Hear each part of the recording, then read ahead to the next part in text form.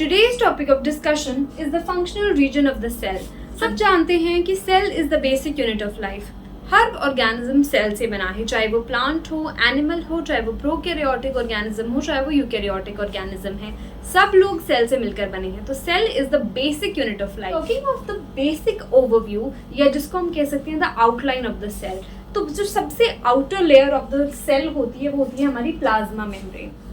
Plasma membrane thin layer होती है, transparent होती है और इलेक्ट्रॉन माइक्रोस्कोपिक होती है. माने this is very thin and this is very small कि आप उसको नेकेड आई से आप देख ही नहीं सकते. It is only visible through electron microscope. Semi permeable होती है. सेमी परमिएबल का मतलब होता है it can allow certain things to pass through the cell, कि ये कुछ चीजों को अलाउ करेगी to pass through the cell. It will allow certain things that can pass in and out of the cell. जो प्लांट सेल होते हैं, plant cell में एक और बाहर की कवरिंग होती है that is called the cell wall. जो सेल वॉल होती है वो नॉन लिविंग रिजिड लेयर होती है, वो बहुत रिजिड होती है, वो प्लाज्मा मेम्ब्रेन की तरह फ्लेक्सिबल नहीं होती है. So that is a supportive and a protective layer. ये जो सेल वॉल होती है ये ह्यूमंस में नहीं होती है. This is only present in plants. तो cell wall is an very exclusive feature of the plant. Cell wall सिर्फ प्लांट्स में प्रेजेंट होती है. So talking of plasma membrane, ये आउटर मोस्ट होती है, थिन होती है, फ्लेक्सिबल होती है एंड प्लांट्स में ये प्रेजेंट होती है. जब प्लाज्मा मेम्ब्रेन से आगे चलते हैं, the next thing we have in our cell वो होता है हमारा साइटोप्लाज्म. साइटोप्लाज्म एक अनडिफाइंड शेप का एक फ्लूइड होता है. साइटोप्लाज्म एक होमोजीनियस मिक्सचर होता है जो कि वाटर, सॉल्ट और वेरियस ऑर्गेनिक मॉलिक्यूल से मिलकर बना होता है.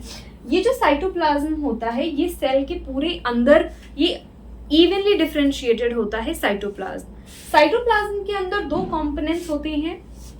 एक होता है सेल ऑर्गेनल. सेल के अंदर जो जो कंपोनेंट प्रेजेंट है उसको हम क्लासिफाई करते हैं सेल ऑर्गेनल्स में. इसके अंदर अलग अलग कंपोनेंट्स आते हैं जैसे mitochondria, endoplasmic reticulum, Golgi apparatus, आपके ग्रैन्यूल्स, आपके क्लोरोप्लास्ट या प्लास्टिड्स जो खाली प्लांट में प्रेजेंट होते हैं.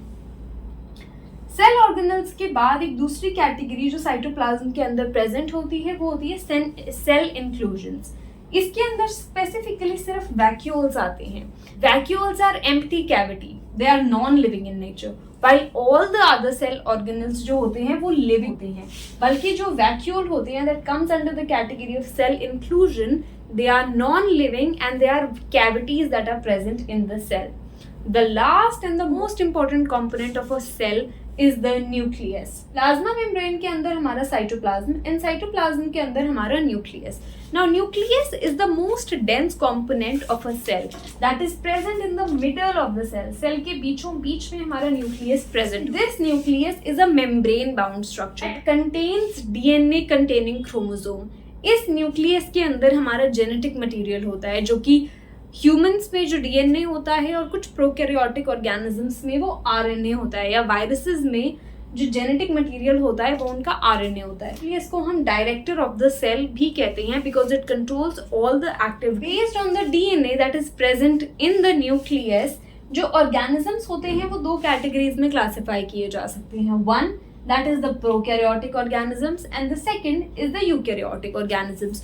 प्रोकैरियोटिक ऑर्गेनिजम्स वो होते हैं जिनका जो जेनेटिक मटेरियल होता है वो न्यूक्लियस के अंदर नहीं होता है बल्कि वो साइटोप्लाज्म में अनइवनली डिस्ट्रीब्यूट होता है. जबकि जो यूकैरियोटिक ऑर्गेनिजम्स होते हैं वो ऑर्गेनिजम्स होते हैं जिनका जो जेनेटिक मटेरियल है वो इस न्यूक्लियस के अंदर कन्फाइंड रहता है, वो इससे बाहर नहीं जाता है, वो इसके अंदर बहुत इवनली पैक्ड होता है. और वहीं जो प्रोकैरियोटिक ऑर्गेनिजम्स होते हैं उनका जो जेनेटिक मटेरियल होता है वो इसके अंदर कन्फाइंड नहीं रहता है एंड वो पूरे सेल में डिफरेंशिएट होता है. So that was our functional region of the cell. तो एक revision for basic outline.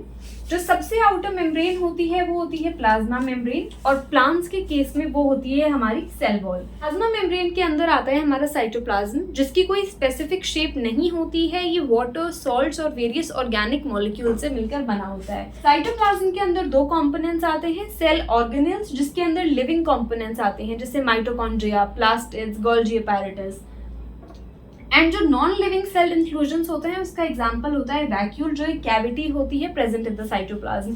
Cytoplasm के अंदर वी हैव आवर न्यूक्लियस.